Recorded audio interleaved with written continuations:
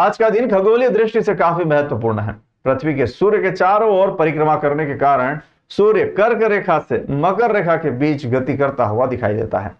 23 सितंबर को सूर्य विषुवत रेखा पर लंबवत हुआ, जिससे दिन और रात बराबर होंगे, यानी 12 घंटे का दिन और 12 घंटे की रात। उज्जैन के जीवाजी वेधशाला के अधीक्षक डॉक्टर राजेंद्र प्रकाश गुप्त ने बताया कि आज के दिन को शरद संपात कहा जाता है। सूर्य के दक्षिण गोलार्ध में प्रवेश के कारण उत्तरी गोलार्ध में दिन छोटे होने लगेंगे और रातें बड़ी होने लगेगी।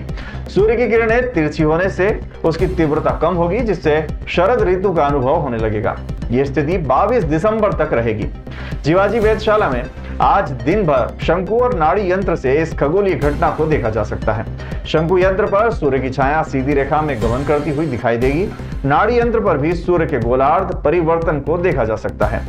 आज से अगले 6 महीनों तक नाड़ी यंत्र के दक्षिणी गोल भाग पर धूप रहेगी। सूर्य के दक्षिणी गोलार्ध में प्रवेश के कारण उत्तरी गोलार्ध में शरद ऋतु का प्रारंभ होगा। इस प्रकार शरद संपात एक महत्वपूर्ण खगोलीय घटना है जो ऋतु परिवर्तन और सूर्य की गति को दर्शाती है। 23 सितंबर को लिखा है सायं तुला, यानी कि सूर्य का राशि प्रवेश काल भी हम देख सकते हैं। आज से सूर्य ने सायं तुला राशि में प्रवेश कर लिया है और इसी को हम शरद संपात भी कहते हैं। क्या कहते हैं? शरद संपात। ठीक, सबसे महत्वपूर्ण है इसलिए क्योंकि हम सभी लोग जानते हैं कि पृथ्वी सूर्य के चारों ओर परिक्रमा करती है, जिस कारण कुछ दिन काफी महत्वपूर्ण रहते हैं।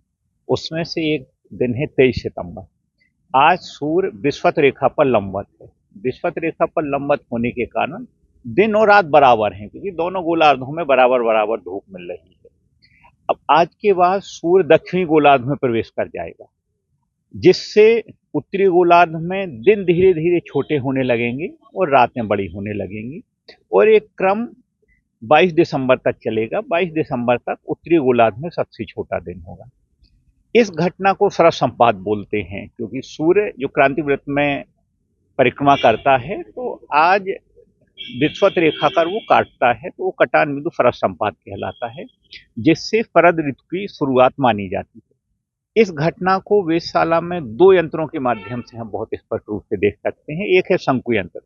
हम देखेंगे कि जो शंकु की परछाई है वो पूरे दिन सीधी विषुवत रेखा पर गमन करती हुई हमको दिखाई देगी।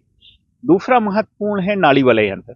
नाड़ी वलय यंत्र के अभी उत्तरी गोल भाग पर धूप थी, क्योंकि सूर्य उत्तरी गोलार्ध में था। आज सूर्य विषुवत रेखा पर है, तो हम देखेंगे कि उत्तरी और दक्षिणी किसी गोल भाग पर धूप नहीं है। और कल से 24 सितंबर से सूर्य दक्षिणी गोलार्ध में प्रवेश कर जाएगा, तो दक्षिण वाला हिस्सा प्रकाशित होना शुरू हो जाएगा और ये पूरे 6 माह है। 20 मार्च तक ये स्थिति रहेगी। तो हम प्रत्यक्ष रूप से गोलार्ध परिवर्तन को नाड़ी वाले यंत्र से देख सकते हैं कि सूर्य हमारा उत्तरी गोलार्ध में था, उससे जाके वो दक्षिणी गोलार्ध में पहुंच गया है।